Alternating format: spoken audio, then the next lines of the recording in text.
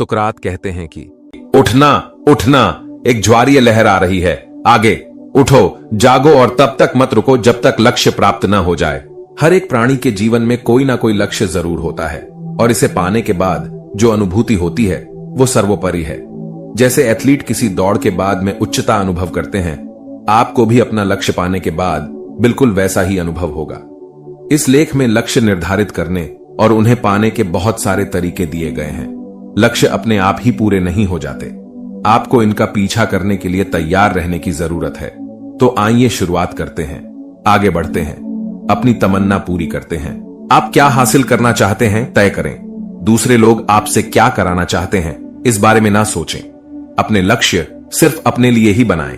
अध्ययनों के अनुसार जब आपके लक्ष्य व्यक्तिगत रूप से सार्थक होते हैं तो आपके इन्हें प्राप्त करने की संभावना भी बढ़ जाती है।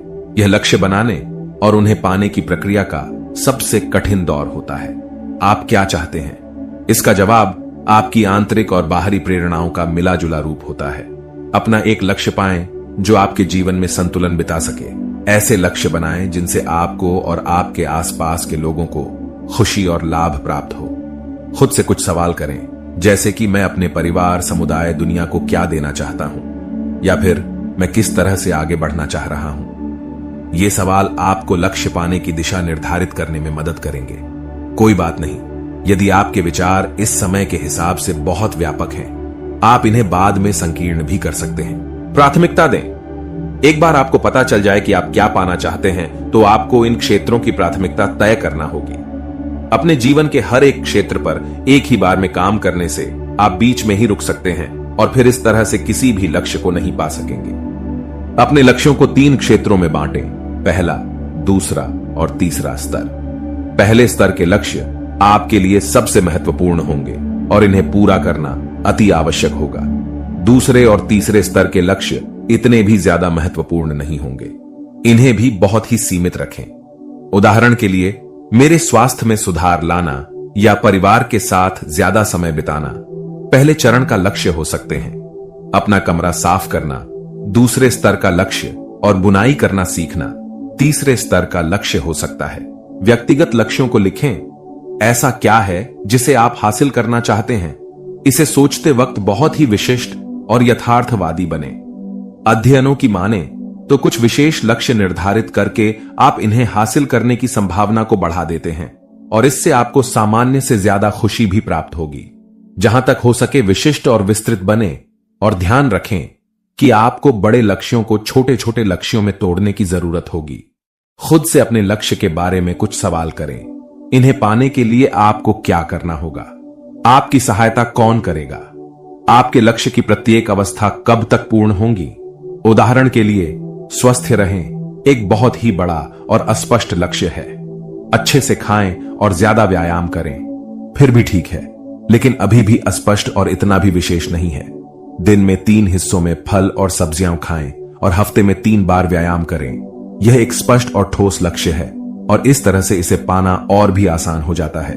इन लक्ष्यों को किस तरीके से पाना है, आपको इसकी रूपरेखा भी बनाना होगी। जैसे कि अपना फल और सब्जी वाला लक्ष्य प्राप्त करने के लिए क्या आप काम पर इसके साथ कुछ स्वस्थ नाश्ता भी लेकर जाएंगे? अगली बार अब आप जब भी कुछ खाएं तो चिप्स लेने की जगह पर फलों पर ध्यान दें। व्यायाम के लिए क्या आप जिम जाएंगे या फिर घर के आसपास ही पैदल चलेंगे? अपने लक्ष्य की प्राप्ति में सहयोगी इस तरह की बातों के बारे में सोचें और उन पर अमल करें। यदि आपके लक्ष्य के लिए अलग अलग स्तर हैं तो आपका लक्ष्य कब तक पूरा होगा? जैसे कि यदि आप एक मैराथन में भाग लेने की तैयारी कर रहे हैं तो आपको इस बारे में पता होना चाहिए कि ट्रेनिंग का हर एक स्तर कितना समय लेने वाला है। वास्तविक रहें। कुछ बहुत ही कठिन और विशेष लक्ष्य बनाना, जैसे 3 बेडरूम वाला एक घर खरीदना, आपकी बिल्कुल भी मदद नहीं करेगा, खासकर तब जब आपकी गुंजाइश एक बेडरूम वाला घर तक खरीदने की ना हो। अपने लक्ष्यों को सच्चाई से जोड़कर रखें। इस तरह के लक्ष्य बनाना अच्छी बात है, लेकिन फिर आपको उन तक पहुंचना भी आना चाहिए। उदाहरण के लिए, यदि आपका असली लक्ष्य एक घर खरीदना है तो इसे पाने के लिए आपको बहुत सारे छोटे छोटे लक्ष्यों की जरूरत होगी। जैसे आपको धन की बचत, धन जोड़ना और यदि हो सके तो अपनी आमदनी भी बढ़ाना होगी। हर एक छोटे लक्ष्य को लिखें और इसके साथ ही इसे पूरा करने के लिए उठाए जाने वाले कदमों के बारे में ही लिखें। अपने लक्ष्यों को लिखते जाएं। अपने लक्ष्य विस्तार के साथ में स्पष्ट रूप से लिखें और इसके साथ ही इसे पूरा करने की समयावधि भी लिखें। इन्हें लिखकर किसी ऐसी जगह पर रखें जहां से आप इन्हें आसानी से पा सकें। इनको लिखने से आपको इन्हें पूरा करने की प्रेरणा मिलेगी। अपने लक्ष्यों को लिखते समय सही शब्दों का इस्तेमाल करें। यदि इन्हें सही भाषा में और सही तरीके से लिखा गया हो तो इनके पूरे होने की संभावना भी बढ़ जाती है। जिस तरह बाहर का खाना बंद करें की जगह पर जितना ज्यादा हो सके फल और सब्जियों का सेवन करें, लिखना फायदेमंद होगा। औसत दर्जे का लक्ष्य जिसका समय निर्धारित हो बनाएं। आपको कैसे पता होगा कि आप कब और कैसे लक्ष्य प्राप्त करेंगे? यदि आपका लक्ष्य एक नए घर में रहना है तो इसका पता तो आपको घर के कागजात साइन करने के बाद ही चलेगा। अन्य तरह के लक्ष्यों के बारे में एकदम से अंदाजा नहीं लगा सकते। यदि आपका लक्ष्य एक बेहतर गायक बनना है तो आपको कैसे पता होगा कि आप कब इसे पा चुके हैं? इसके बजाय औसत दर्जे के लक्ष्य बनाएं। उदाहरण के लिए आपको कोई एक गाना अच्छी तरह से आता है, इसे गाते हुए कोई इंस्ट्रूमेंट वादक यंत्र भी साथ में बजाए। औसत दर्जे के लक्ष्य इनके प्राप्त होने पर आपको संकेत देते हैं। लक्ष्य तक पहुंचे के रास्तों का मंथन करें।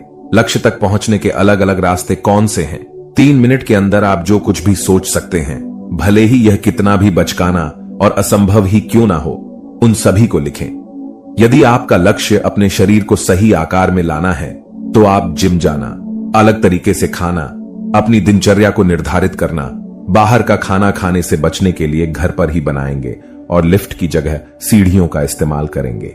एक लक्ष्य को पाने के बहुत से अलग अलग रास्ते होंगे। अपने लक्ष्य को अपनी मंजिल समझिए। इसे पाने का आप कौन सा रास्ता अपनाएंगे?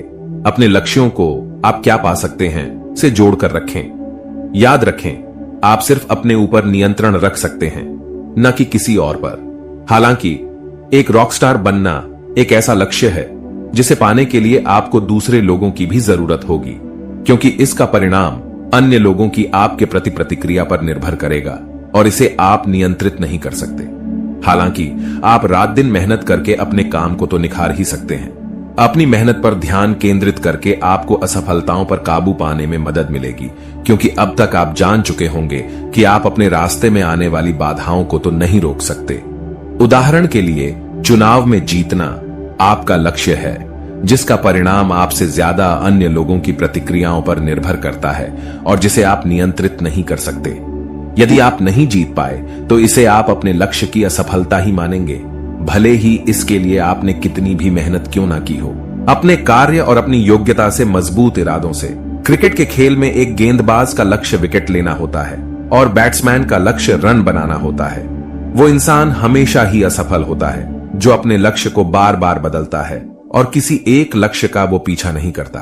मंजिल उसी को मिलती है जो बार बार अपने रास्ते को बदलते नहीं, हमेशा एक ही मार्ग पर चलते हैं जो उसे मंजिल की ओर ले जाती हो।